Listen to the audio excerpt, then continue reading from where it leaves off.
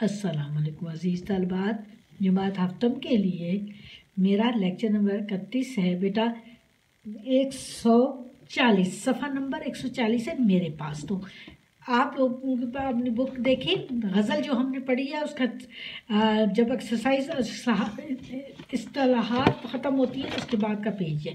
اب number books میں نئی بکس میں ڈفرینٹ پیجز ہو سکتے ہیں، آپ چیز کو دیکھا کریں کہ کس چیپٹر کے ساتھ ہے وہ، پھر وہاں سے صفحہ نمبر دیکھ لیتے ہیں، ٹھیک ہے نا بیٹا۔ لسٹ میں سے غزل ہم نے پڑھی ہے نا 7th کلاس، اس میں ایک کوشچن ہے سوال نمبر 8، یہ میں آپ کو سمجھانے لگی ہوں۔ مرزا غالب کی ایک اور غزل درج ذیل ہے، یہ نیچے غزل لکھی ہوئی ہے، اس غزل سے مطلع، مقطع، تلمیح اور بیت الغزل چن کر لکھیے اور قافیے کی فہرست بنائیے۔ ردیف بھی لکھی ہے، ردیف بھی بتا دوں گی آپ کو، ٹھیک ہے۔ اشعار کی ترتیب بدل دی ہے، اشعار مختلف کر دیے گئے ہیں۔ یہ ایک غزل ان کی لکھی ہوئی ہے، میں پڑھ دیتی ہوں غزل تاکہ آپ کو پتہ چل جائے کہ کون سا شعر ہے۔ تم سے بیجا ہے مجھ کو اپنی تباہی کا گلہ، اس میں کوئی شائبہ خوبی تقدیر بھی نہ تھا، یعنی کوئی شک نہیں تھا، کوئی شبہ نہیں تھا، لیکن میں ویسے ہی تم سے گلہ کرتا تھا کہ تم میری تباہی کے ذمہ دار ہو۔ یوسف علیہ السلام اس کو کہوں اور کچھ نہ کہے خیر ہوئی، اگر بگڑ بیٹھے تو میں لائق تعزیر بھی تھا، یہ تعزیر بھی تھا، تعزیر بھی ہوتا ہے کسی پر مقدمہ، لائق تعزیر بھی تھا۔ دیکھیے یوسف علیہ السلام کس طرح واقعہ ہوا تھا، پیش آیا تھا کہ کون تھی ملکہ، اس نے آپ پہ وہ آپ کو پسند کرتی تھی، وہ آپ سے شادی کرنا چاہتی تھی، یوسف علیہ السلام بہت خوبصورت تھے، تو وہ ان کو پھنسانے کے لیے کوشش کرتی ہے، تو اس میں سچ پتہ چل جاتا ہے، تو حضرت یوسف علیہ السلام کو معاف کر دیا جاتا ہے۔ لیکن اس واقعے کو بنیاد بنا کر، یعنی تلمیح ہوئی نا یوسف کی، بنیاد بنا کر ایک شعر لکھ رہے ہیں کہ اگر ہم کوئی غلطی کریں اور تو ہمارے لیے سزا، آئین میں سزا مقرر، لائق تعزیر بھی تھا، یعنی اگر میں کوئی غلط کام کروں تو مجھے اس کا قانون کے مطابق اس کی سزا ملنی چاہیے۔ ریختہ کہ تم ہی استاد نہیں ہو غالب، کہتے ہیں اگلے زمانے میں کوئی میر بھی تھا، ہوئی تاخیر تو کچھ باعث تاخیر بھی تھا، دیر ہوئی تو دیر ہونے کی وجہ بھی تو ہوگی نا، آپ آتے تھے مگر کوئی عنانگیر بھی تھا، یعنی آپ کو کوئی روکنے والا بھی تھا۔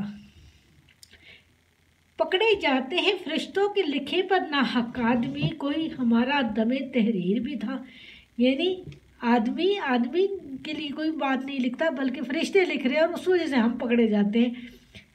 غالب کی شاعری سمجھنے کے لیے تھوڑی سی تگدو کرنی پڑے گی آپ کو۔ اب اس میں ہمیں دیکھیں دونوں یہ وہ ہیں نا قافیے، دونوں مصرے قافیے یہ مطلع ہے، ہوئی میں نشان لگا لیتی ہوں اس کے آگے، پھر لکھ بھی دیتی ہوں تو آپ کو پتہ ہوتا ہے۔ ہوئی تاخیر تو کچھ باعث تاخیر بھی تھا، آپ آتے تھے مگر کوئی عنانگیر بھی تھا، تو یہ مطلع ہے۔ آپ دیکھتے ہیں جی جس میں نام استعمال ہوا ہو یہ ہوتا ہے مقطع۔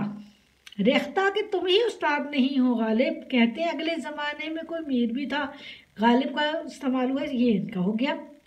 اچھا جناب، یوسف اس کو کہوں کچھ کہے خیر ہوئی، ہم یوسف علیہ السلام کے بارے میں بہت واقعات پڑھ چکے ہیں نا، تو یہ یوسف علیہ السلام لفظ استعمال کر کے تلمیح کا شعر ہو گیا یہ، کیونکہ پورا واقعہ ذہن میں آ جاتا ہے نا۔ بیت الغزل یعنی ایسا جو آپ بہت پسند آئے، پکڑے جاتے ہیں فرشتوں کے لکھے پر ناحق، آدمی کوئی ہمارا دم تحریر بھی تھا، ہم تو آدمی تو کوئی کسی کے لیے کوئی تحریر نہیں کرتا نا، فرشتے لکھتے ہیں اور اس وجہ سے ہم آدمی لوگ پکڑے جاتے ہیں۔ پھر اس کے بعد آ جائے گا یہ بیت الغزل ہو گیا، میں نے اس کے ساتھ لکھ دیا ہے مقطع، مطلع، تلمیح، 3 چیز لکھ دی۔ اب رہا قافیے اور ردیف، ردیف بھی تھا، یہ ردیف ہے، اور قافیے جن کو انڈر لائن کیا ہے، تقدیر، خیر، تعزیر، میر، تاخیر، اناگیر، تحریر، یہ انڈر لائن جو کی ہوئے یہ کافی ہیں، ٹھیک ہے. اور ردیف بھی تھا، ہر ایک میں بھی تھا. ٹھیک ہے، سمجھ آ گئی. اچھا، اب ہم نے نیا ٹاپک پڑھنا ہے. یہ ہمارا نیا ٹاپک ہے، اس کی املا کے ورڈ ہیں وہ بھیج دوں گی آپ کو. ٹھیک ہے، سنیں. کلیم کا گھر سے نکلنا، مرزا ظاہر دار کی اصلیت کھلنا. توبۃ النصوح سے انتخاب. کتاب کا نام ہے توبۃ النصوح. توبۃ النصوح اردو کے پہلے ناول نگار ڈپٹی نذیر احمد کا بے حد مشہور ناول ہے. اس ناول کے ذریعے مصنف نے اولاد کی پرورش اور تربیت کی طرف توجہ دلائی ہے. توبۃ النصوح کے معنی ہے سچی توبہ. نصوح دہلی کے ایک صاحب حیثیت نصوح جو تھے، توبۃ النصوح اس لیے کہا کہ نصوح نے توبہ کی ہوگی نا. دہلی کے صاحب حیثیت فرد اور روایتی مسلمان تھے. جس طرح کے مسلمان ہوتے ہیں اس طرح کے یہ مسلمان. بچوں کی اخلاقی تربیت پر کوئی خاص توجہ نہ دے سکے. پھر ایک خواب کے ذریعے انہیں نصیحت حاصل ہوئی اور انہوں نے سچی توبہ کی اور اولاد کو اللہ کے راستے پر چلانے کی کوشش شروع کی. کلیم ان کا سب سے بڑا صاحبزادہ ہے. نامور شاعر ہے مگر مذہب سے بہت دور ہے. باپ کی نصیحت بھری باتیں سن کر ناراض ہو گیا اور گھر سے نکل کر اپنے دوست مرزا ظاہر دار کے گھر پہنچا. مرزا ظاہر دار اول درجے کا مکار اور شیخی خور ہے. یہ اورنج میں لگائی ہوئی لیکن یہ خود بھی یلو میں لکھا ہو اس لیے سمجھ نہیں آ رہی ہوگی. یہ املا کے لفظ ہیں. در حقیقت نکما اور غریب انسان ہے مگر اس نے کلیم کو اپنی امارت، اپنی امیر ہونے کی خوب قصے بڑھا چڑھا کر سنا رکھے تھے. کلیم کو بھی کبھی مرزا ظاہر دار کے گھر جانے کا اتفاق ہی نہیں ہوا تھا. اب گھر سے ناراض ہو کر مرزا ظاہر دار کے ہاں پہنچا تو اس پر کیا گزری آئیے دلچسپ احوال کا مطالعہ کرتے ہیں. یہ جی، کلیم جب گھر سے نکلا تو کھانا تیار تھا لیکن وہ اس قدر طیش یعنی غصے میں تھا کہ اس نے کھانے کے متعلق پرواہ نہ کی. یعنی بالکل پرواہ نہیں کی کھانے کی، بالکل پرواہ نہ کرنا، اور بے کھائے نکل کھڑا ہوا. مرزا سے ملنے کے بعد وہ منتظر تھا کہ آخر مرزا خود پوچھیں گے کہ کہہ دوں گا مرزا کو کہ ہر چیز کھانے کی نسبت پوچھنا ضرور تھا. یعنی ان کو پوچھنا چاہیے تھا کھانے کے بارے میں، کیونکہ اول تو کچھ ایسی رات نہیں گئی تھی، یعنی زیادہ رات نہیں ہوئی تھی، کھانے کا ٹائم تھا ابھی. دوسرا یہ کہ اس کو یہ معلوم ہو چکا تھا کہ کلیم گھر سے لڑ کر نکلا ہے، تو یقیناً وہ کھانا کھا کر تو نہیں نکلا ہوگا نا. اگر وہ لڑ کر نکلا ہے تو اسے اس بارے میں پوچھنا چاہیے تھا. یہ اس پیراگراف کی بات سمجھ آنے والی ہے. یہ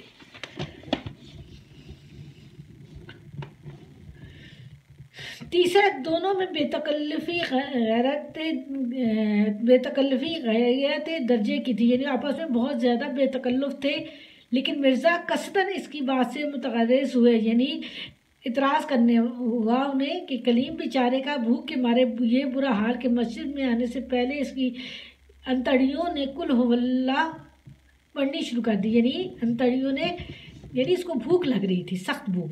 یہ اصل میں ان کو اس کو غصہ بھی آ رہا تھا کہ ان کا کیسا دوست ہے جو ان سے پوچھ ہی نہیں رہا کھانے کے بارے میں، جبکہ ان کو اتنی سخت بھوک لگی ہوئی ہے.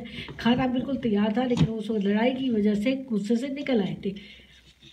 جب اس نے دیکھا کہ مرزا کسی طرح اس پہلو پر نہیں آتا، یعنی اس طرف توجہ نہیں دے رہا کہ وہ مجھ سے کھانے کے بارے میں پوچھے، بلکہ ایک مسجد میں لے آئے ہیں اور عین قریب تھا کہ شب کے واسطے رخصت ہو جاتا تھا. یعنی وہ رات گزارنے کے لیے ادھر سے ان کو مسجد میں بٹھا کر خود گھر جانے کی تیاری کر رہا تھا. تو بیچارے نے بے غیرت بن کر خود ہی کہا، سنو یار میں نے کھانا بھی نہیں کھایا. وہ اس کے سے کوشچن نہیں پوچھ رہے تھے تو انہوں نے خود ہی پریشان ہو کر کہہ دیا کہ مجھے بڑی سخت بھوک لگی ہے، مجھے کہ میں نے کھانا نہیں کھایا. کلیم تمہارے سر کی قسم میں بھوکا ہوں. مرزا تو مرد خدا آتے ہی کیوں نہ کہا، نہیں جھوٹ بہکاتے ہو. وہ مرزا صاحب کہہ رہے ہیں کہ تم جھوٹ کہہ رہے ہو، تم بھوکے کیسے ہو سکتے ہو. انہوں نے کہا نہیں میں واقعی بھوکا ہوں. مرزا تو مرد خدا آتے ہی کیوں نہ کہا، یعنی اے اللہ کے بندے تم نے آتے ہی کیوں نہ اتنی رات گئے، کیا ہو سکتا ہے دکانیں بند ہو گئی اور جو ایک دو کھلی بھی ہیں تو باسی چیزیں رہ گئی ہیں. جن کے کھانے سے تو فاقہ بہتر ہے۔ گھر میں آج آگ تک نہیں سلگی، یعنی آگ کس نے کھانا تیار نہیں کیا، مگر ظاہر تم بھوک کی سہار ہونی چاہیے، تم سے بھوک کی سہار ہونی مشکل ہے معلوم، یعنی تم اپنی برداشت نہیں کر سکتے بھوک کو، کیونکہ تمہاری بھوک بہت زیادہ ہے۔ دیو اشتہا کو زیر کرنا، یعنی بھوک کو، زبردست بھوک لگی ہوئی بھوک کو برداشت کرنا مشکل ہوتا ہے، بڑی ہمت والوں کا کام ہے۔ ایک تدبیر یعنی ایک طریقہ سمجھ میں آیا ہے کہ جاؤں چھمدی بھابڑ بھونجیے کے بعد، یہ جو بھٹی میں دانے بھونتے ہیں نا ان کے پاس، چھمدی بھابڑ بھونیے کے بعد، یعنی جو بھٹی دانے بھونتا ہے، گرما گرم خستہ چنے کی دال بنوا لاؤں، چنے کی دال ان سے بنوا لوں اور آپ کو کھلا دوں، ویسے ایک دھیلے کی مجھ کو اور تم کو دونوں کو کافی ہوگی، رات کا وقت ہے، یعنی رات بھوک کو برداشت کرنے کے لیے میں چنے بنوا لاتا ہوں، چنے کی دال، اور وہ ہم دونوں مل کے کھا لیتے ہیں۔ ابھی کلیم کچھ کہہ ہی نہ پایا تھا کہ مرزا جلدی سے اٹھے اور باہر گئے، چشم زدن میں، یعنی جب بہت جلدی اچانک چنے بنوا لائے، مگر دھیلے کی کہہ کر گئے، یا تو کم لائے یا راہ میں 2-4 پھانکے لگا لیے، یعنی 2-4 کھا لیے نا، اس واسطے کلیم کی روبرو 2-3 مٹھی چنے سے زیادہ نہ تھے۔ یہاں تک ہم نے آج ریڈ آؤٹ کیا، اس کے املا کے الفاظ میں آپ کو بھیج دوں گی۔ اللہ حافظ۔